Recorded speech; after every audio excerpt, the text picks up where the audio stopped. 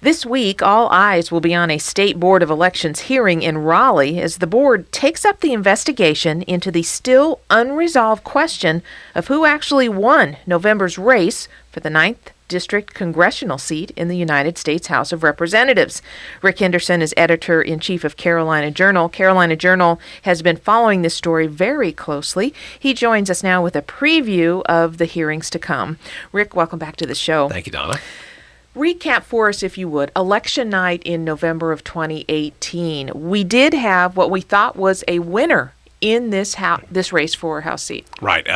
We had, from early returns, about a 900-vote margin of victory for Mark Harris, the Republican nominee. This seat was open because Harris defeated the incumbent Representative Robert Pittenger in the Republican primary. So this was an open seat, no incumbent going back to Washington. Harris won by about 900 votes over his Democratic opponent, Dan McCready. There was also a Libertarian in the race as well, but the two main candidates were McCready and Harris. And after that was over, the race was over, McCready conceded, Harris accepted victory, and we thought we were going to move on. But reports started coming out of potential irregularities from that district, including allegations of mishandled or destroyed or stolen absentee ballots coming particularly from Bladen County, to some extent from Robeson County, and numbers of absentee participation that were way off the charts disproportionately in Bladen and Robeson County compared to other counties, not only in the district but statewide. And so people got interested, and that's when the State Board of Elections got involved. Now, Dan McCready, the Democrat, actually rescinded his concession. Yes. Mark Harris, the Republican, he and the state's Republican Party have repeatedly called for him to be certified Correct. as the winner, but none of that has happened. So for now, the folks who live in the 9th Congressional District of North Carolina technically do not have representation in the U.S. House. Let's look at what this new board is going to look into. We'll talk about the board itself in just a moment, but are they going to be taking testimony, or is this open to the public, or is this closed? This is an open session.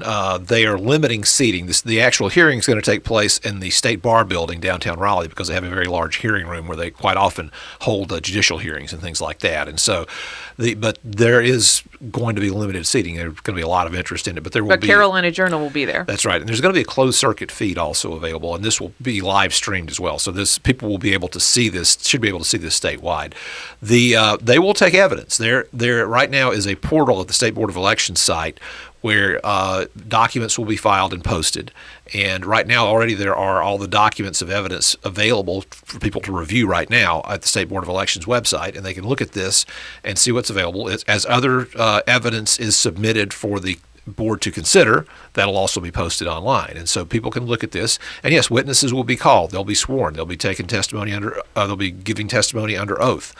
There will be law enforcement people who will testify, and they're going to be. It's going to be a very, very thorough hearing to weigh the evidence. And basically, the question the board has before it is: should Mark Harris be certified, or is there enough evidence presented to cast doubt on the reliability of the returns? Not necessarily are there enough ballots in question that were somehow or another invalidated and would make a difference of 905 votes, but was there enough evidence to suggest that there may be some taint in the election that would justify call for a new election? And that's what the board will decide. Now, this is a 5-member board. 4 of the 5 members have to agree to that. 3 are Democrats. 4, not just 3. 4 have That's to right, agree. to call for an election. That's right, to call for an election. To certify, it only takes 3. But there are 3 Democrats and 2 Republicans, and so it will require bipartisan support to call for a new election in the 9th.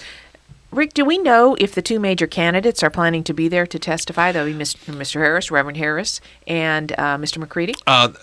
We don't know if Reverend Harris is going to be there because he's been suffering from a viral infection and he is home now. but he was hospitalized for a while, and he may not be well enough to attend the hearing. Dan McCready will be there. Whether or not he himself may be called to testify. We don't have a witness list yet, so we don't know.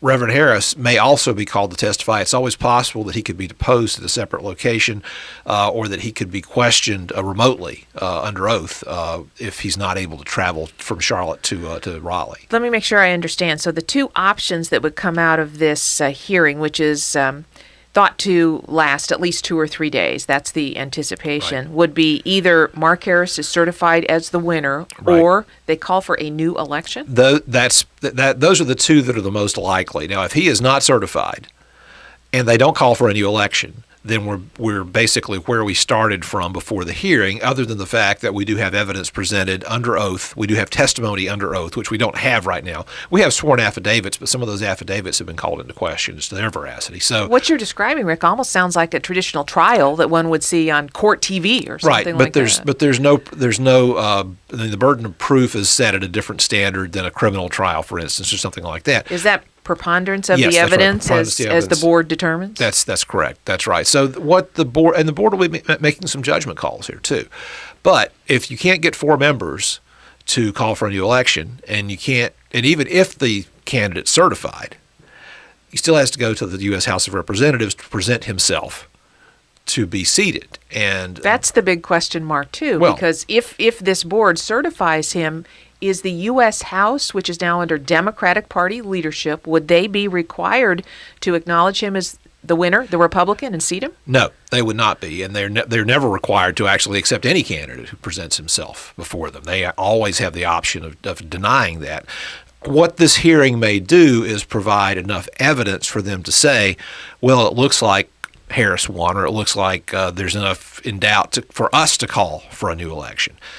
The House would really prefer for the state to do this. They would prefer not to get involved in state-level election politics, but sometimes it's essential. If you can't get 4 votes to call for a new election, or if you certify someone and the members of the House are not convinced that there's enough justification to seat him, or if the board says, no, we won't certify him. If there's a total deadlock, then the House will get involved at that point.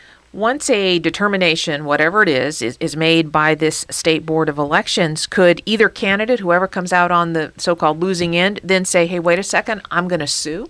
There's a possibility for redress in the courts, but basically that's irrelevant, because at the point that the board makes a decision, then the U.S. House essentially takes jurisdiction at that point. I mean, you could go to court and sue and say they didn't consider this piece of evidence or that piece of evidence, but it really doesn't matter, because eventually the U.S. House is going to decide this. If the U.S. House were not concerned about getting involved in state elections, which would give people incentives to challenge all sorts of things and hope that the House decides in their favor, if that weren't the case, the U.S. House probably would have taken jurisdiction over this long ago, but they didn't. So to recap, you're saying that it would take 4 out of the 5 board members to agree on a new election, to Right. call for a new election, but it Right. would only take 3 of the 5 board members to certify Reverend Harris as the winner. On Right. election night, he was ahead by Yes. 900 votes or so. Do we know, have either of the candidates been preparing for a new election? Dan McCready is raising money as if there's going to be a new election. I don't know if Mark Harris is doing so. Mark Harris went to Washington and did orientation and acted very much like a representative-elect. So he did the things that a person who is elected to office would do to prepare to serve, but of course hasn't been seated. This State Board of Elections hearing is scheduled to begin on Monday. The thought is that it will take at least 2, perhaps 3 days for the board to come to some sort of determination. Carolina Journal will be following this completely. You can find all of the coverage at carolinajournal.com. Also, if you are on Twitter, at Carolina Journal. And Rick Henderson, editor-in-chief, is on Twitter. And Rick, how can folks find you? At Deregulator. And also the John Locke Foundation will be following Carolina Journal's reporting very closely at John Locke NC.